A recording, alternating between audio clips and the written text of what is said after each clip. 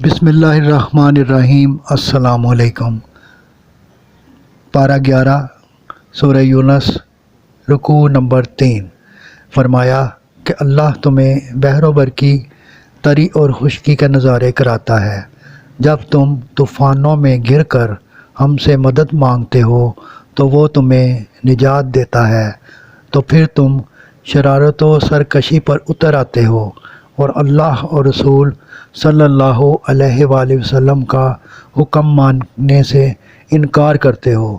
فرمایا کہ نیک اور احسان کرنے والے آخرت میں فلاح و کامران گے، اور دین حق کے منکر اور شرک کرنے والے ہمیشہ جہنم میں رہیں گے۔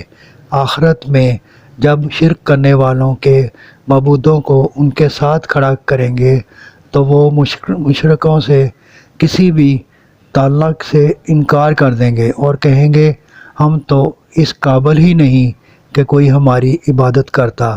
تو یہ حقیقت بھی عیاں ہو جائے گی کہ اصل مالک تو صرف اللہ ہے۔ صدق اللہ العظیم۔ آپ سے گزارش ہے کہ چینل کو سبسکرائب کر دیں، گھنٹی کے بٹن کو دبا دیں تاکہ ہر نئی آنے والی ویڈیو آپ تک پہنچتی رہے۔ دعا ہے کہ اللہ تعالیٰ آپ کو صحت و تندرستی والی لمبی زندگی عطا فرمائے۔ آمین آمین آمین یا رب العالمین۔